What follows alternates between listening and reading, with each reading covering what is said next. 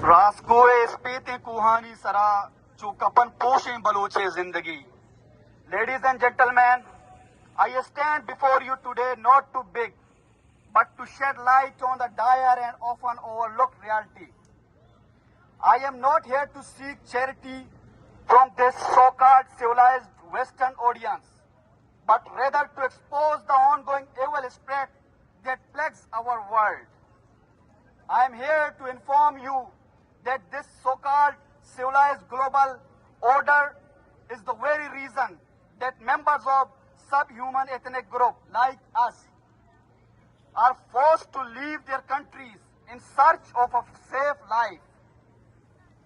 We are compelled to stand once again and speak about an issue that has been raised by countless victims throughout history. Hiroshima, Nagasaki, Chernobyl, Los Angeles, Bikini Atoll, Greenland, Cuba, and many more. The issue is the continued existence of nuclear weapons. This evil pet of the civilized world, the watchdog of an oligarchic nuclear order. Why do these nuclear weapons still exist? Why does no one think to deweaponize and eliminate every last nuke from all the nations that possess them? What purpose have these weapons served their then fostering an precarious and destructive attitude among humanity? The so-called hero of World War II, the atomic bomb and its successor, the hydrogen bomb, have destroyed the internal peace of their own parent. They destroyed the internal peace of their own parent state. These bombs have annihilated towns and cities merely to test how many human lives a single detonator can take.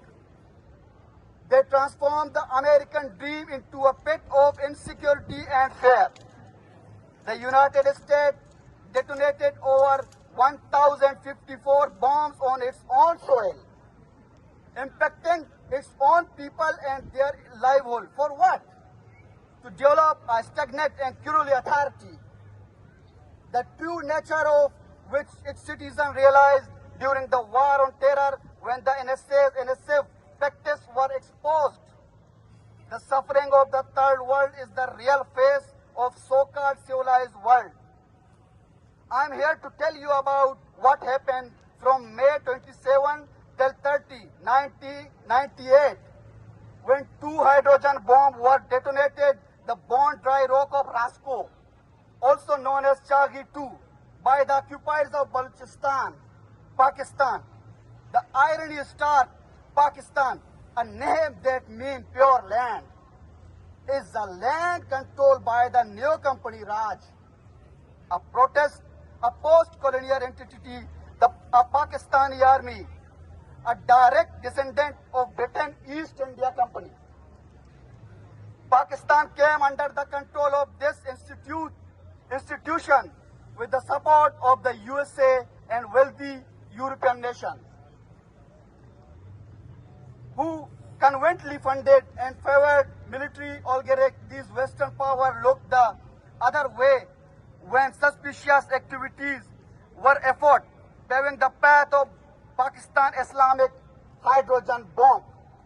In short, for 26 years, we have been pleading, at least for the sake of acknowledging your own loops or blindness, your own loopholes or blindness, that the Western world should own up to the fact that it's because of them that hundreds of the people are suffering from incurable disease in the desert of Haran to Chagi.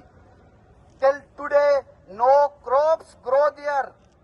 There are no hospitals to detect if a patient has been exposed to high level of radioactivity. Western feminists might not know how many unknown maternity problems have emerged due to this bomb.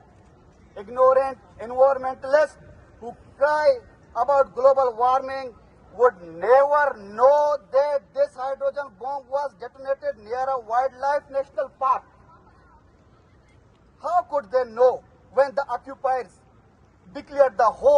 Balochistan a red zone for foreigners. We might think they have never been to these regions, but the fact says otherwise. When Daniel Pearl and John Solanke went missing, the USA, the UN and Western force personally conducted search operation in exactly the same region. Both times, the people were suffering from the decades of this evil bomb. One of the largest water bodies around the world dried up along their route, which Hamoon Mashkil, but they ignore it.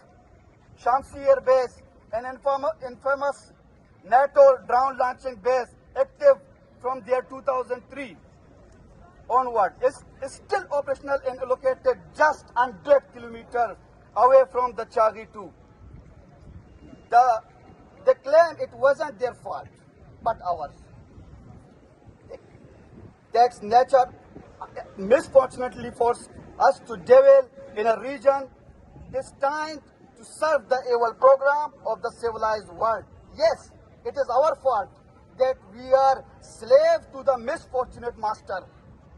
Yes, it is our fault that no information comes out of this buffer zone of the war on terror. And yes, it is our fault that we still look to the Western world to rectify the fate that was handed to us by our forefathers through colonialism. It is our naivety to believe the global authorities who remain silent about an ongoing media-framed genocide of Palestine will ever help us. We are not here seeking help. We are here to show you who you are and what the civilized West is made of. Balochistan is a minute glimpse. Balochistan is a minute glimpse of the debris of Western colonization. The so-called Islamic bomb is the pinnacle of sheepish silence and indifference because it is cost-effective to ignore us and let us suffer. There would be no war on terror in the USA or any country on this planet actually cared enough to listen to these few suffering human beings. Long live Baloch struggle, long live Balochistan.